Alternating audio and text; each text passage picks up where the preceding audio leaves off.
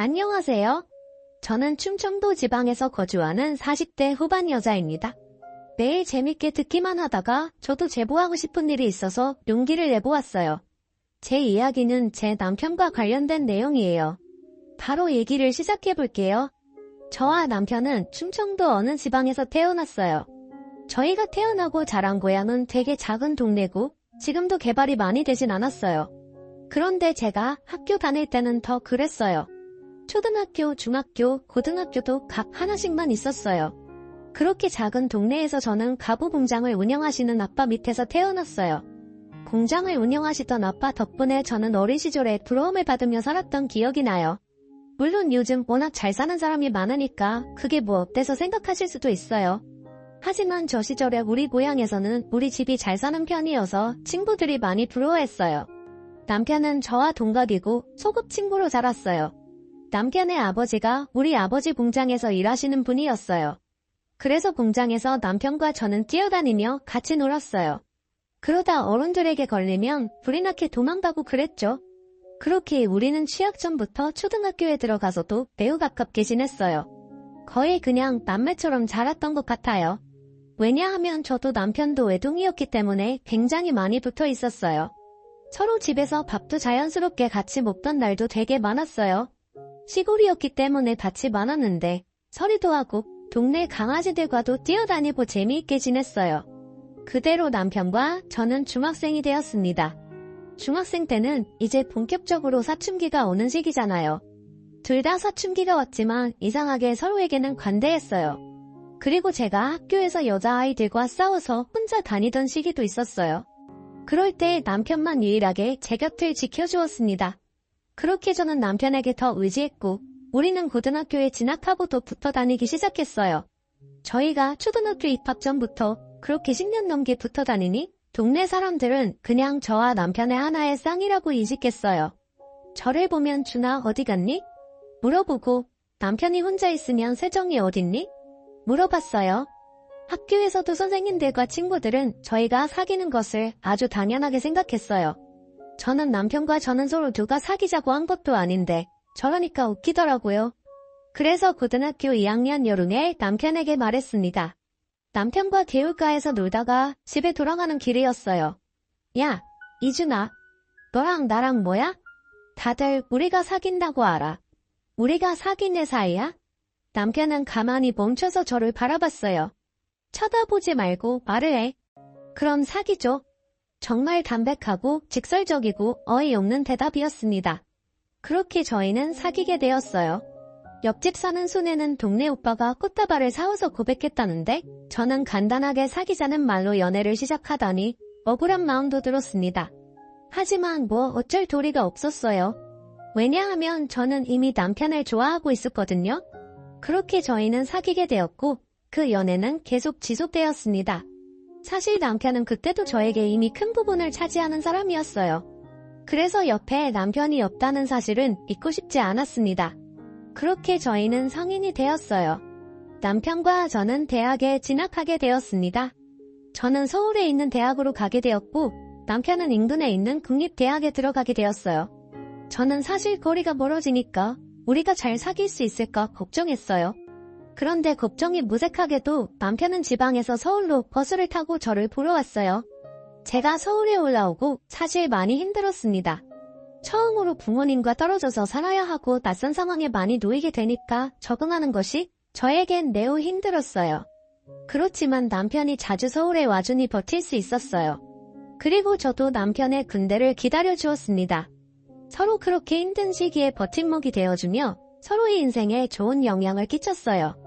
그리고 저는 대학을 졸업하고 고향에 다시 내려왔습니다. 원래는 졸업하고 서울에서 직장을 다닐 생각이었지만 저는 제가 서울살이와 맞지 않다는 사실을 잘 알게 되었어요. 방학 때마다 고향에 내려왔는데 그때마다 너무 저와 잘 맞더라고요. 서울로 올라갈 때는 너무 막막하고 슬퍼서 매일 울었어요. 그 정도로 서울살이는 힘들었기 때문에 고향에 내려왔습니다. 그리고 서울에서 대학을 나온 경력을 가지고 동네에 보습학원을 열었어요. 아버지와 어머니도 고향에서 4대째 사시고 계셨어서 아는 사람이 매우 많으셨어요. 저는 고향에서 태어나 자랐으니 당연히 아는 사람이 많았어요. 그래서 생각보다 보습학원이 매우 잘 되었어요. 그때쯤 남편은 대학교를 졸업하게 되었습니다. 남편은 전공을 살려서 인근 지역 대기업에 취직하게 되었어요. 고향에서 1시간 정도 걸리는 거리에 있는 회사였어요. 그리고 둘 다 자리를 잡았으니 결혼 얘기가 자연스럽게 나오기 시작했어요. 사실 저 때쯤 저는 이미 결혼은 남편과 해야 한다고 생각했어요.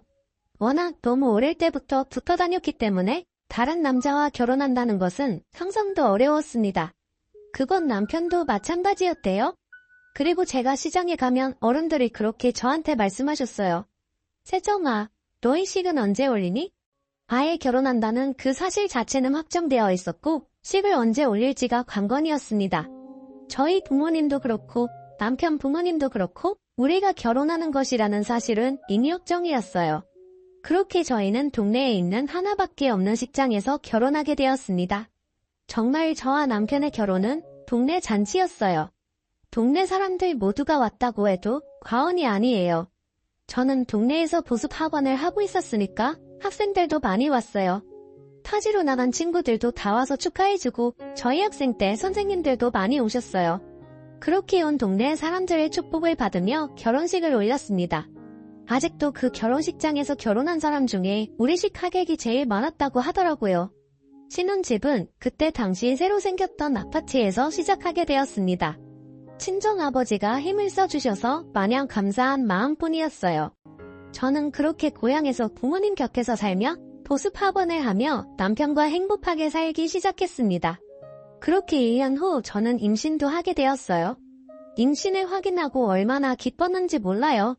그런데 제가 임신을 했는데 입덧이 굉장히 심했어요. 그래서 일을 계속하는 것이 정말 힘들었습니다. 병원에서도 몇 번이나 경고하더라고요. 저는 아이를 너무 지키고 싶어서 보습학원은 잠시 쉬게 되었습니다. 그리고 진지하게 남편과 거처를 고민하기 시작했어요. 저는 고향에서 계속 살고 싶었어요. 제 삶의 터전이고 또 부모님과 붙어 있으니까요. 남편은 제 의견을 존중해줬습니다. 남편은 그 대신 저에게 말했어요. 나는 여보 더 많이 붙어 있고 싶어. 그런데 지금 출퇴근이 왕복 2시간이 넘으니까 힘들어. 저는 남편의 말을 듣고 정말 안타까웠어요. 남편은 저 때문에 뭐라도 고향에서 사는 건데 그 결정이 오히려 남편을 힘들게 하는 것 같아서 마음이 좋지 않았습니다. 그래서 저는 친정아버지를 찾아가서 부탁했어요. 가게 하나를 열어달라고 했습니다. 아버지는 제가 부탁하자 아주 흔쾌히 치킨집을 차려주셨어요. 아무래도 친정부모님이 옆에 계시니까 임신 기간 동안 많이 챙겨주셨거든요. 시부모님도 워낙 어릴 때부터 같은 분들이라 저를 친딸처럼 여기시던 분들이에요. 몇 번 위험했던 순간들도 있었지만 건강하게 공주님을 출산하게 되었습니다. 남편과 머리를 맞대고 고민한 끝에 아이 이름은 체리미로 지었어요. 부모 마음은 부모가 되어야 안다고 하잖아요. 저는 정말 저 말에 100번 동의해요. 아이가 커가는 모습을 볼 수 있다는 것이 얼마나 행운인지 그때 알게 되었습니다. 남편은 친정아버지의 도움으로 치킨집을 시내에 열게 되었어요. 우리가 학생 때 매일 가서 놀던 곳에 가게를 열게 되니까 기분이 색달랐습니다. 저희가 고등학생 때 같이 학교 끝나고 시내를 돌아다녔거든요. 그래서 치킨집에 교복을 입은 학생들이 오면 어찌나 예뻤는지 몰라요. 저와 남편의 학생 때가 생각나더라고요. 우리 결혼식 때 정말 하객으로 많은 분이 오셨었다고 제가 말했잖아요. 아무래도 시골 특성상 토박이들이 장사해야 사람들이 많이 찾아주고는 했어요. 덕분에 남편의 치킨집도 장사가 잘 되었습니다. 저는 아이가 유치원에 들어갈 때까지는 보습학원을 쉬려고 했기 때문에 남편 치킨집을 자주 도와주러 나갔어요. 아이가 어린이집에서 돌아오면 할 일이 없기도 했고요. 치킨집 운영을 시작하고 바로 옆자리에 분식집이 생겼어요. 분식집 주인은 저와 남편의 동창인 지연이었어요. 지연이도 이 동네 토박이에요. 부모님도 두 분이 아직 고향을 사셔서 저랑도 가깝게 지내던 사이였습니다. 한 가지 안타까운 점은 지연이는 남편과 사대를 했다는 사실이었어요. 지연이는 결혼하기 전에 아이가 생겼는데 결혼식을 올리고 아이 얼굴도 보기 전에 남편이 교통사고로 사망했습니다. 워낙 큰 추돌사고여서 저도 그 사건이 톡톡히 기억나요. 지연이는 수입이 없으니 분식집을 열었다고 했어요. 동창들 옆에 가게를 내서 기분이 좋다고 하더라고요. 그리고 정말 다행인 것이 지연이의 딸 지우가 우리 딸 채림이와 동갑이었어요. 둘이 동갑이고 워낙 동네가 좁으니 둘 다 같은 어린이집에 다녔습니다. 그러다 보니 저는 지연이와 오히려 학창시절 때보다 더 가깝게 지냈어요. 지연이가 가게를 하니까 제가 채림이를 데리러 간 김에 지우도 데리고 하원을 시켜 지연이의 가게에 가서 밥을 사 먹었어요. 지연이는 제가 그럴 때마다 저에게 고맙다고 했지만 서로 돕고 사는 게 이웃이고 친구잖아요. 지연이의 사정을 잘 아니까 일부러 분식집에서 끼니도 많이 해결했습니다. 그리고 힘을 써야 하는 일이 있으면 남편이 가서 도와주었어요. 어차피 다 어릴 때부터 알던 사이여서 서로 의지하며 잘 지냈습니다. 유치원에서 소풍 간다고 하면 치킨집과 분식집을 닫고 아이들 소풍도 따라갔어요. 우리 부부와 지연이는 그렇게 아이도 같이 키우면서 행복하게 잘 지냈습니다. 채린이와 지우도 서로 얼마나 아꼈는지 몰라요. 그러다 저희 아이들이 크면서 초등학교에 들어가게 되었어요. 어느 날 채림이가 저에게 그러더라고요. 엄마, 아빠는 지우 엄마랑도 결혼한 거야? 응? 아니야. 아빠는 엄마랑만 결혼한 거야. 왜 그래? 학교에서 집에 오는데 어떤 할머니가 나에게 엄마가 2명이라 어떡하냐고 그랬어. 에이, 아니야. 아빠한테 물어봐. 채린이의 엄마는 엄마 하나야. 채린이 말을 듣고 나니까 감정이 이상했어요. 제가 안쓰러워서 지연이와 가깝게 지냈고 남편도 워낙 어릴 때부터 알던 사이라 좋은 마음으로 같이 다녔던 건데 남들이 볼 땐 안 좋아 보일 수도 있다는 생각이 들더라고요. 그리고 제가 채린이가 초등학교에 입학하며 보습학원을 다시 열었거든요. 그래서 남편 치킨집에 자주 가지 못했어요. 남편을 굳게 믿었고 또 의심하고 싶지 않았지만 채림이가 저렇게 말하니까 또 여자 마음이란 게 마냥 편하지는 않더라고요.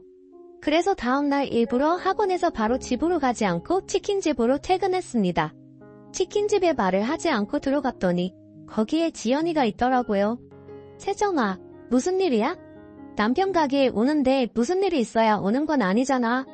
그렇긴 하지. 당연히 장난이야. 기분 나쁜 건 아니지?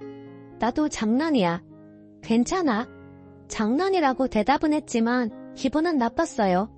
남편을 쳐다보니 잘 왔다고 수고했다고 하더라고요. 그렇게 남편과 같이 퇴근하고 집으로 가는 길에 제가 기분이 안 좋아 보이자 남편이 먼저 말을 꺼냈습니다.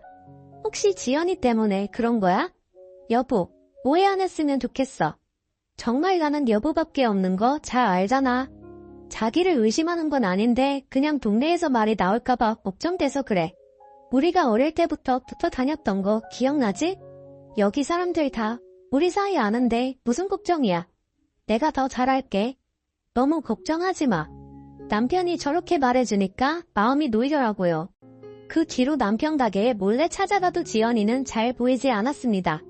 남편이 말을 잘했나 보다 생각이 들어 고맙더라고요. 지연이 분식집에 찾아가도 지연이는 예전처럼 저를 반겨주었어요. 그래서 속으로 내심 미안한 마음이 들었습니다. 아무래도 지역이 좁아서 제가 더 걱정했었어요. 시골 사셨던 분들은 다들 공감하실 텐데 지역사회가 굉장히 좁거든요. 워낙 작은 일로도 소문이 금방 퍼지니까 저도 모르게 계속 조심하는 경향이 있었습니다. 예를 들어 제가 말 한마디를 하면 하루 만에 소문이 다 퍼지더라고요. 또 아무래도 제가 보습학원을 운영하니까 더 그랬던 것 같아요. 학부모들 입김이 세니까 더 뒷말에 예민하게 반응하게 되더라고요. 아이를 낳기 전과 후도 다르더라고요. 예전에는 이 정도까지 조심하지 않아도 괜찮았는데 아이를 낳고 키우니까 조그만 일에도 신경이 곤두서게 되었습니다. 서로 다 아는 사이니까 이런 부분에선 불편한 게 있더라고요. 그래서 마을 사람들 사이에서 무언가 우리 가족의 이깃거리가 되는 게 싫어서 더 예민하게 반응한 것도 분명 맞아요. 아무래도 부모님도 다한 지역에 사니까 그런 것 같아요. 친정아버지가 공장을 운영하신다고 하셨잖아요. 동네 사람 중에 공장에 다니시는 분들이 꽤 있으세요. 그래서 어딜 가도 아 공장 딸? 하면서 아는 척을 하시거든요. 사실 그래서 학창시절에는 그게 참 싫었습니다. 슈퍼를 가도 아버지 공장 안부를 물으시고 버스에 타도 기사 아저씨가 아버지 안부를 물으셨거든요.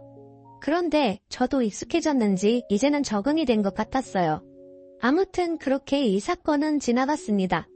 남편도 저에게 잘했고 채림이도 학교 생활을 워낙 잘해서 큰 걱정 없이 잘 살고 있었어요. 그런데 어느 날 지연이가 한밤중에 울면서 전화가 오더라고요. 남편한테 전화한 것을 제가 받았습니다. 지연아, 무슨 일 있어? 이 새벽에. 세정아, 나 어떡하니? 우리 아버지 돌아가셨어. 나 어떡해? 뭐? 어디야? 우리가 거기로 갈게. 여기 땡땡 장례식장이야. 나 정말 너무 슬퍼. 저는 급하게 남편을 깨웠어요. 비몽사몽으로 일어나는 남편에게 지연이 아버지가 돌아가셨다고 전했습니다. 남편은 정말 놀라더라고요. 그렇게 우리 부부는 장례식장으로 바로 갔어요. 지연이가 울면서 우리를 맞이하더라고요. 저는 지연이를 안아주며 위로했습니다. 지연이 아버지는 저도 어릴 때부터 봤던 분이셨어요. 워낙 호탕하신 분이셨는데 자다가 심장마비로 돌아가셨다고 하더라고요. 지연이가 너무 놀란 것 같아서 안심시키려고 노력했던 기억이 나요. 연락을 받은 사람들이 하나둘씩 오기 시작했어요. 그렇게 저도 장례식장에서 지연이를 많이 도와주었습니다.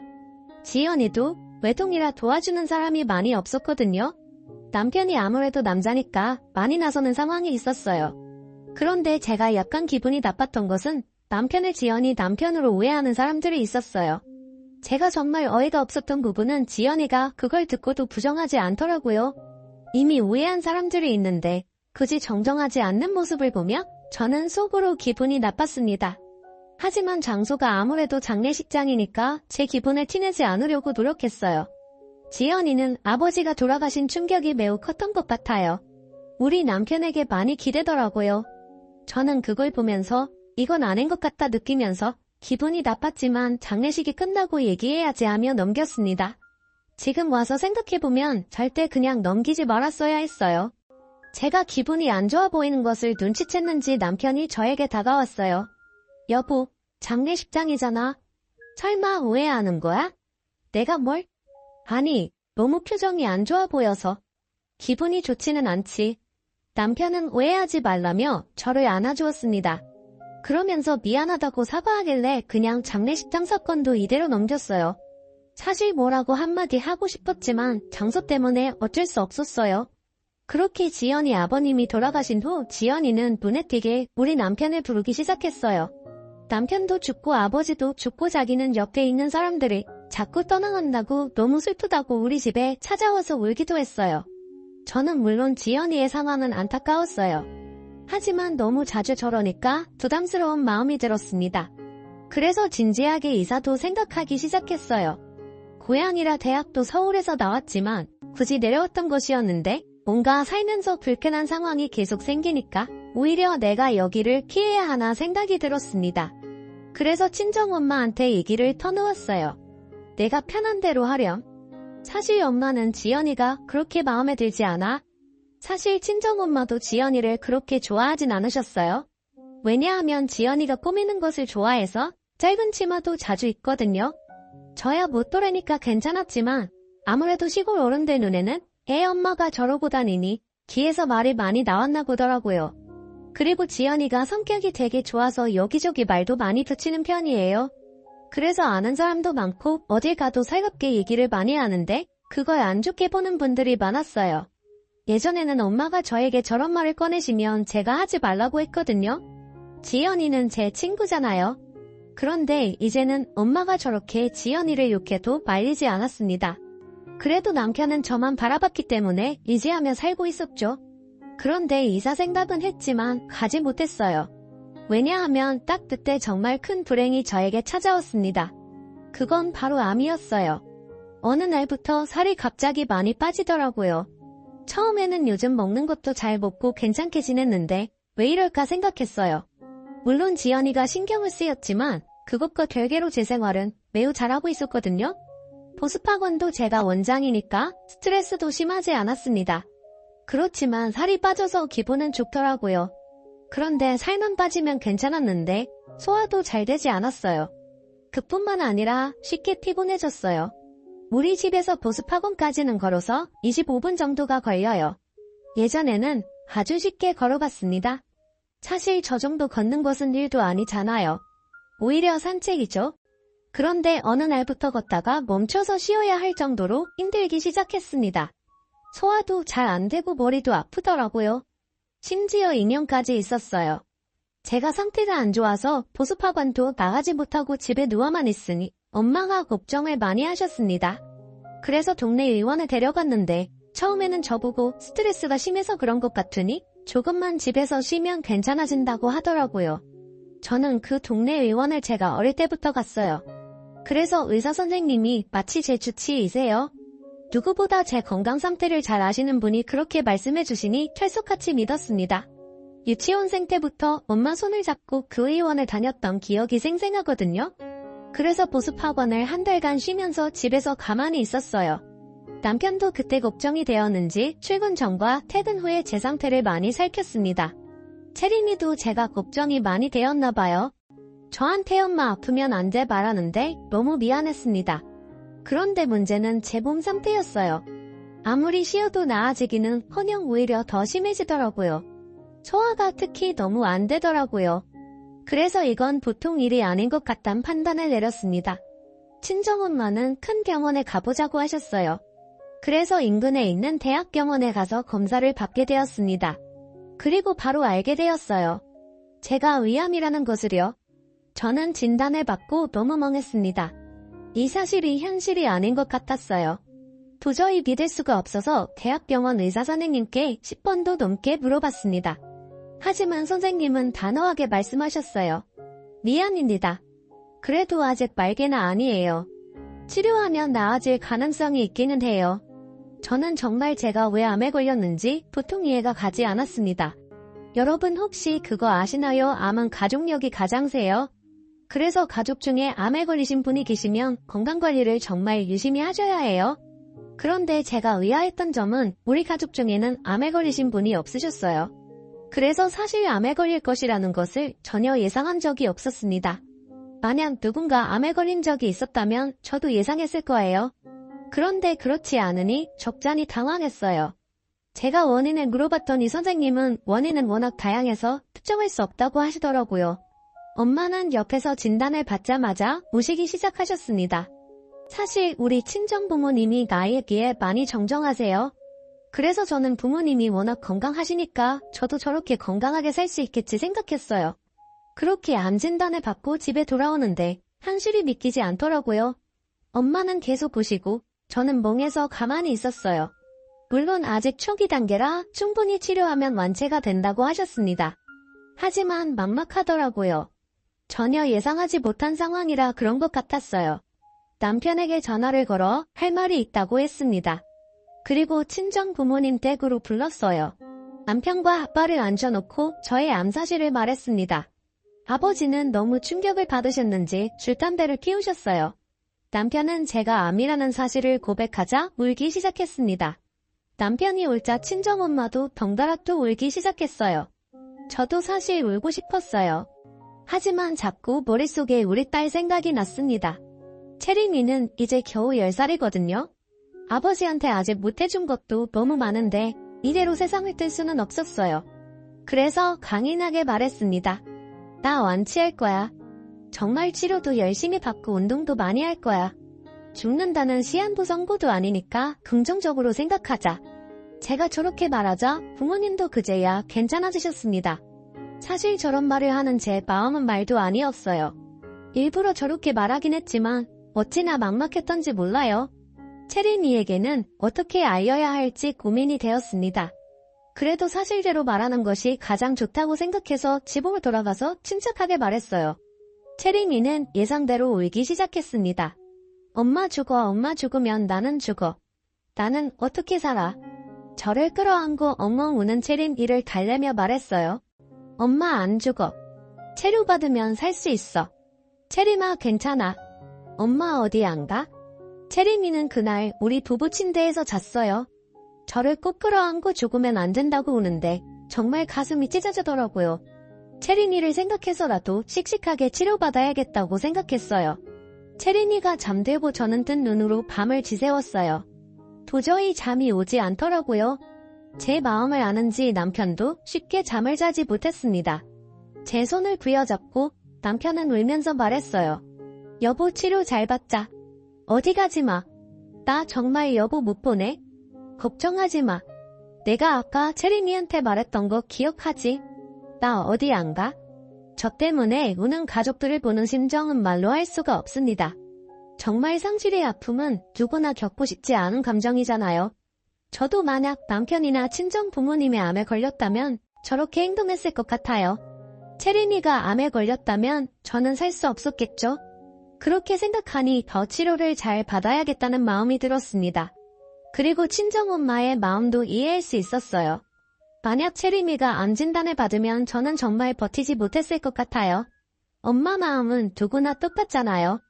아마 자식을 키우시는 분들이라면 제 말이 무슨 말인지 이해하실 수 있을 거예요. 그렇게 치료를 받기 시작했습니다. 당연히 보습하고는 그만두었어요. 거짓말을 하기는 싫어서 사실대로 제가 암에 걸려서 그만두게 되었다고 했습니다. 그랬더니 예상 밖의 일이 일어났어요. 글쎄 학부모님들과 학생들이 파티를 열어주었습니다. 꼭 완쾌하고 다시 보습학원을 열어달라는 파티였어요. 사실 말하기 전까지는 걱정도 많이 했거든요. 저는 정말 암 진단을 받았을 때보다 전날 더 많이 울었습니다. 그리고 다들 저를 많이 걱정해 주더라고요. 인류애가 이런 것이구나 느꼈습니다. 어떤 어머님은 제가 우니까 달래주시다가 본인도 우시더라고요. 보습학원 마지막 날 파티를 하는데 학생들이 편지를 주었어요. 그 편지는 아직도 제가 간직하고 있습니다. 저에게 잊지 못할 경험이었어요. 그렇게 저는 항암 치료를 시작하게 되었어요. 제가 살던 고향은 시골이라 대학병원이 없었어요. 기껏해야 동네 의원이었어요. 그래서 인근 대도시로 치료를 다녔습니다. 왕복 3시간이라 힘들긴 했지만 치료하면 나아질 가능성이 있다고 해서 꼭 참고 다녔어요. 저 혼자 가기엔 힘들어서 남편이 동행했습니다. 남편은 싫은 소리 하나 없이 당연하게 저를 따라다녔어요. 정말 고마운 마음이 들었죠. 그리고 아무래도 병에 걸리면 사람이 우울해져요. 그건 당연한 현상이라고 생각해요. 그런데 남편은 제 옆에서 제가 힘들어할 때마다 지치지 말라며 응원해줬습니다. 제가 암에 걸렸다는 소식은 역시나 마을 전체에 순식간에 퍼졌어요. 다들 제가 지나가면 한마디씩 하더라고요. 조기에 발견해서 다행이네. 금방 나을 수 있어. 걱정하지 마. 어쩌다 걸린 거래요?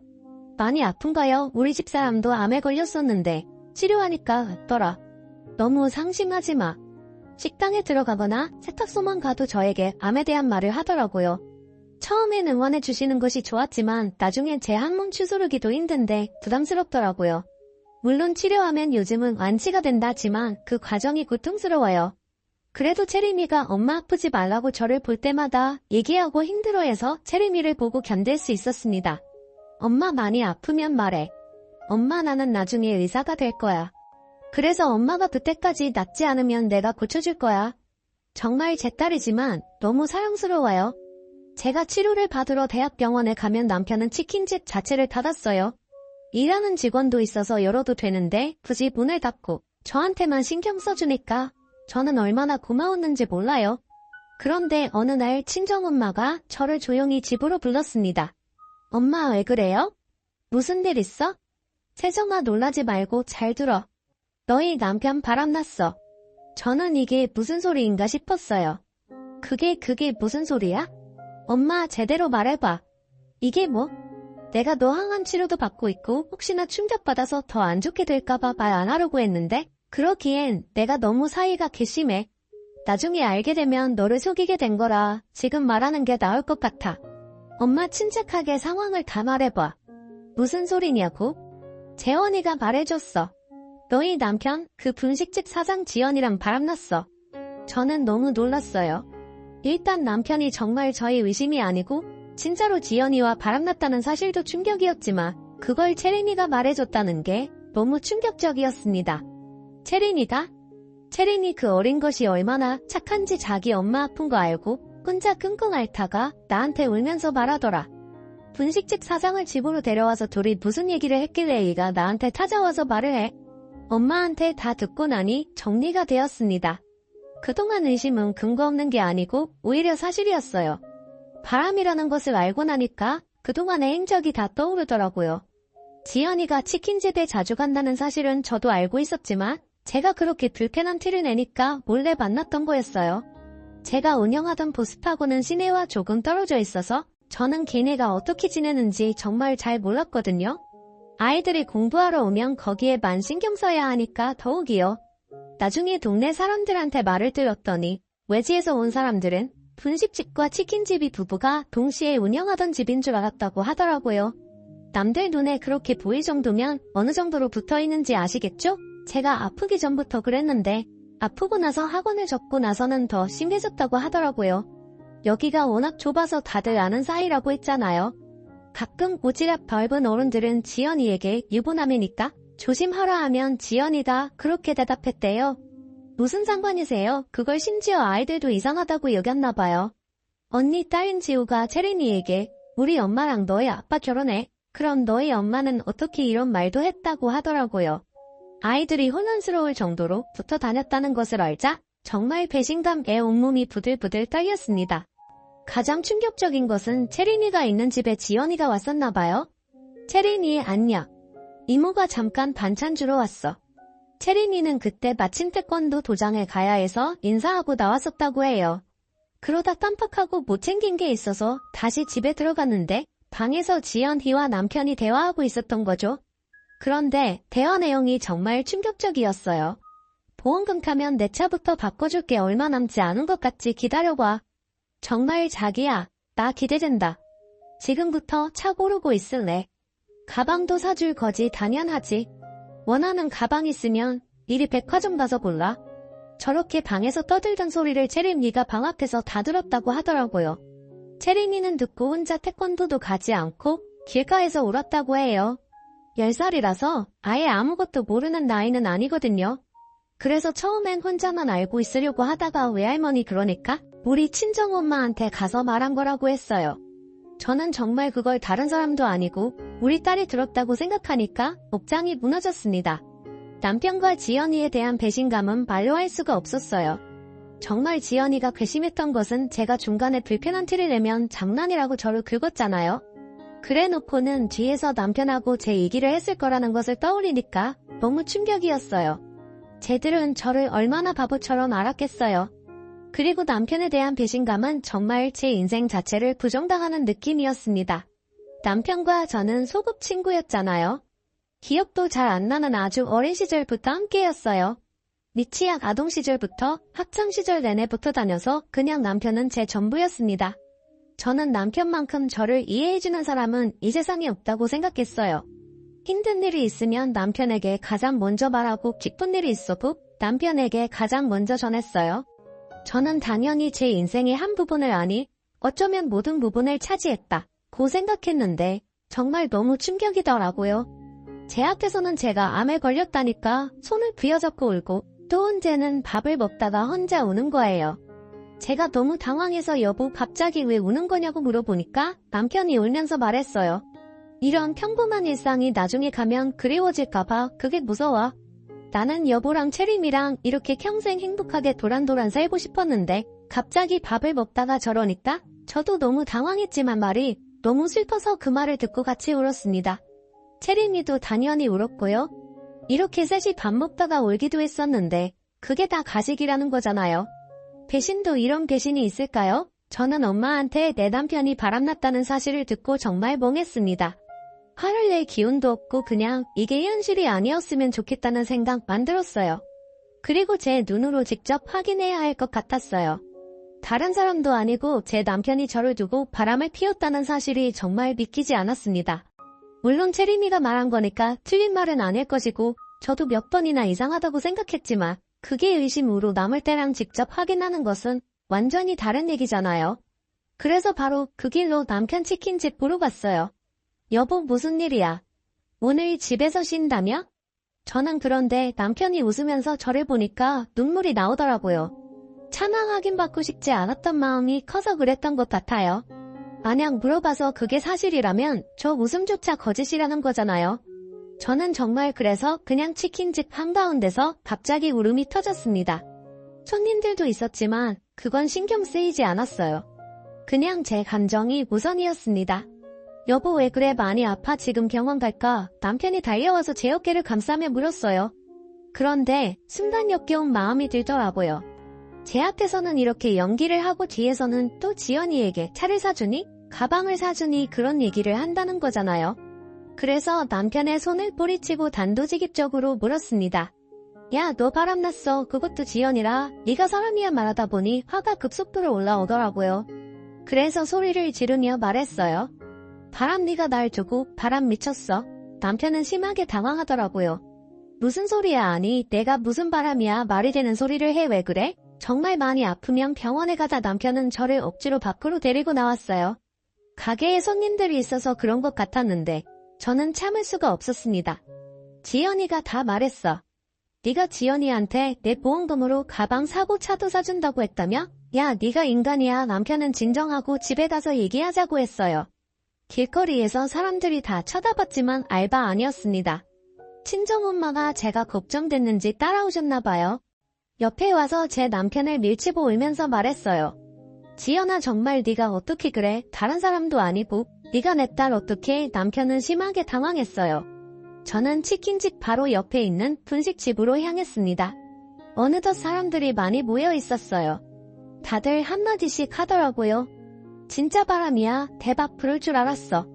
아니 어쩐지 분식집 사장이 그렇게 치킨집에 많이 들어가더라. 저는 분식집 문을 열었는데 글쎄 지연이가 안에 있으면서 문을 잠갔더라고요. 문이 투명해서 안이 다 보였는데 싱크대 밑에 숨었는지 손님들만 당황해서 어쩔 줄은 몰라더라고요. 안에 있던 손님이 문을 열어줘서 저도 안으로 들어갔어요. 야 이지연 나와 친정엄마도 들어와서 지연이를 같이 찾았습니다. 역시나 싱크대 밑에 있더라고요. 제가 지연이에게 네가 어떻게 그러냐고 따지니까 지연이는 생각보다 덤덤했어요. 아니 오히려 뻔뻔했어요. 저렇게 뻔뻔해야 유부남과 바람이 나는가 봐요? 너희 남편이 내가 좋다는데 어떡하니 그럼 남편 관리를 잘하던가. 너 그게 나한테 할 말이야 못할 말은 아니잖아. 그리고 가게 나가줬으면 좋겠는데 계속 그러고 있으면 영업방해로 경찰에 신고할 거야? 너무 뻔뻔한 모습에 저는 눈물이 나왔습니다. 남편은 아니라고 부인했지만 지연이가 확인을 해준 거잖아요. 아니라고 믿고 싶었는데 사실이라니 정말 슬펐어요. 하필 내 남편의 불륜 상대가 나도 알고 심지어 친하게 지내던 친구라 이게 진짜 말이 되나요? 여러분 그동안 저를 두고 뒤에서 얼마나 그들끼리 즐거웠을까요? 그걸 생각하니 더 마음이 아팠습니다. 심지어 우리는 아이도 있었잖아요. 각자 딸도 있고 2명이 동갑이라 친하게 지냈는데 도대체 무슨 마음이 길래 불륜을 저지른 건지 궁금했습니다. 지연이의 뻔뻔한 말에 친정엄마는 충격을 받아서 쓰러지셨죠? 정말 난장판이 따로 없었습니다. 사람들도 지연이에게 한마디씩 했어요. 아무리 그래도 유부남을 건들면 어떡해요? 아니 셋 다 도박이면서 너무하네. 어린 시절부터 봤을 텐데 지연이는 정말 당당했어요. 나가세요. 영업방해로 당신들 다 신고할 거야. 그리고 정말 경찰이 신고했는지 순찰차가 왔습니다. 저는 정말 너무 허탈하고 충격이 컸어요. 저는 친정 부모님 댁으로 가서 누워 있었습니다. 도저히 집에 갈 수가 없었어요. 우리 집에 지연이가 들어왔다는 사실을 듣고 나니까 꼴보기도 싫었습니다. 채림이는 제 옆에 딱 달라붙어 있었어요. 친구들이 나한테 이제 지우 엄마가 내 엄마냐고 계속 물어봤어. 나는 그럴 때마다 아니라고 했는데 너무 슬펐어. 그런데 엄마가 아프니까 더 슬펐어. 엄마 아프지 마. 저는 저희 충격도 충격이었지만 채림이가 받은 상처도 크다고 생각하니 가슴이 찢어지는 것 같았습니다. 남편의 바람 소식을 들으니까 친정 아버지도 화가 많이 나셨어요. 남편은 집이 여유가 있지 않았습니다. 그래서 우리 집과 치킨집도 친정 아버지가 다 해주셨거든요. 그리고 남편의 아버지 저에겐 시아버지죠. 시아버지도 젊었을 때 능력 없어서 아무것도 못하고 있으니까 우리 아버지가 당신 공장에 취직시켜 주시기도 했어요. 정말 이렇게 아주 예전부터 우리 집이 도와주었는데 돌아오는 건 불륜이라니 너무 슬펐습니다. 남편은 그날 어디서 잤는지 모르겠어요. 아마 우리 집에 왔을 수도 있겠죠? 저는 불륜 사실을 알고 나서 단 한 번도 우리 집에 가지 않았습니다. 그 집에 가는 것 자체가 역겹더라고요. 어차피 집은 저희 아버지가 해주신 거라 제 명의여서 그들 부동산에 말했어요. 헐값에 내놨으니 금방 팔릴 거라고 하더라고요. 부동산 사장님도 저에게 위로의 말을 건네더라고요. 이미 소문이 퍼진 것 같았습니다. 하지만 제 잘못은 아니니까 그냥 씁쓸하게 웃기만 했어요. 집은 외지인이 우리 고향에 올 예정이었는데 그분이 사셨습니다. 집이 팔렸으니 남편은 나가야 하잖아요. 물론 남편이 우리 집에서 계속 있었는지 지연이 집에 갔는지는 모르겠어요. 남편에겐 전화도 많이 왔습니다. 저는 일부러 받지 않았어요. 그냥 정말 묵묵부답으로 일관했어요. 분식집과 치킨집은 폭삭 망했어요. 왜냐하면 동네에 소문이 쫙 퍼져서 아무도 안 갔거든요. 또 사실 그 두 개의 주된 고객들은 우리 친정아버지 공장 직원들이었거든요. 아버지가 팔아주신다고 정말 매일같이 주문하셨거든요. 그런데 그 둘이 불륜이니까 너무 괘씸하잖아요. 아버지 공장 사람들도 아버지를 굉장히 신뢰하고 좋아하셨는데 소식을 듣고 나서 아예 사적으로도 방문하지 않았더라고요. 또 이런 시골에서는 동네 장사라 평이 굉장히 중요해요. 그런데 여기서 모르는 사람이 없으니까 사람들이 수군대더라고요. 지나가면서 보니까 분식집은 이미 망해서 임대종이가 붙어 있었습니다. 남편은 저를 수십 번 넘게 찾아오고 전화도 했어요.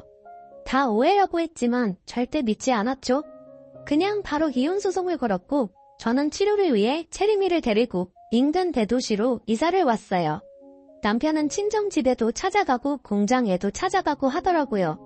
모든 걸 가지고 있다가 다 뺏기니 갑자기 조급해졌나 봐요. 심지어 체리미마저 자기를 외면하니까 충격이 큰 것 같았어요. 자기가 잠시 미쳤었다고 제발 용서해달라고 울고불고 난리였습니다. 하지만 저는 동의하지 않았어요. 그냥 정말 꼴보기가 싫었고 남편과 이혼하고 체리미와 둘이 제 경에 완치되면 제주도에 내려가서 살 예정이었어요. 물론 저도 충격이 너무 크고 체리미도 상처를 많이 받아서 제 암 치료를 하면서 동시에 둘이 정신과 치료도 많이 받았습니다. 상담도 많이 다니고 그렇게 둘이 서로 의지하며 힘든 시기를 버텼어요. 친정 부모님도 저희를 적극적으로 지원해 주셨죠. 친정아버지가 오히려 저에게 먼저 체리미와 제주도에 가서 쉬라고 하더라고요. 저도 물론 제가 원하면 고향에 남아도 되었지만 그러기가 싫었어요. 이미 사람들이 다 알아서 불편하겠더라고요. 체리미를 위해서라도 제가 떠나는 게 맞았어요. 물론 남편과 지연이네 가족은 쫓겨나듯 떠났대요. 당연히 고향에서 계속 살 수는 없어 보였어요. 어딜 가도 손가락질을 했으니까. 요? 지우도 학교에 가면 불륜녀 딸이라고 애들이 그렇게 놀렸나 봐요. 그리고 정말 웃긴 것은 둘이 깨졌다고 하더라고요. 저는 사실 그렇게 난리가 나고 둘이 같이 살까봐 그게 걱정이었는데 둘이 대판 싸우더니 서로 내 탓이라고 했다고 하더라고요. 남편은 소송 때문에 종종 보는데 볼 때마다 저를 붙잡고 들어줬어요.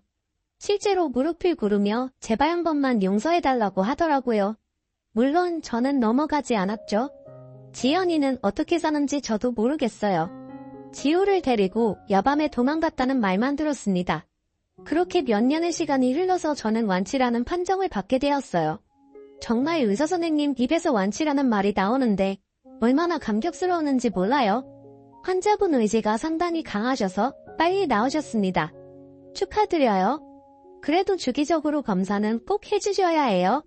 다시 발생할 가능성이 있긴 했지만 일단 지금은 제 몸에 암세포가 없다고 했어요. 정말 얼마나 기뻤는지 세상이 아름다워 보였어요. 이제 정말 힘들었던 시간은 다 호주리미와 제주도에 내려가서 살 예정이에요. 벌써 어디에서 살지 다 정해놨어요. 제발 오면 안 되니까 제주도에서 예쁜 바다도 보고 산도 많이 다니고 회복하는 데 집중하려고요. 체린이에게 걱정이 돼서 언제 물어본 적이 있어요. 체린아, 아빠 보고 싶으면 말해. 나는 엄마만 있으면 돼. 이제는 정말 둘이 의지하며 잘 살아야겠다는 마음만 들어요. 친정 부모님을 보러 고향에 가면 사실 아직 씁쓸한 마음이 들기는 해요. 그래도 제 잘못도 아니고 오히려 고향 사람들이 반갑게 맞아주셔서 좋더라고요. 체린이도 어린 시절을 고향에서 보내서 같이 가서 여기저기 다니는 것을 좋아했어요. 우리 고향이 진짜 노을이 예쁘거든요. 같이 노을을 보며 이런저런 얘기도 많이 하고 아주 행복해요. 체린이와 저는 앞으로도 서로 재밌게 살자고 다짐했어요. 여기까지가 제 얘기입니다. 들어주셔서 정말 감사합니다. 여러분들도 힘든 시기가 있어도 힘든 일 끝에는 좋은 일이 오고 나쁜 사람들은 결국 벌을 받는다는 것을 기억하시며 이겨내셨으면 좋겠어요. 다들 건강 유의하시고 건강하게 사셨으면 좋겠습니다. 감사합니다.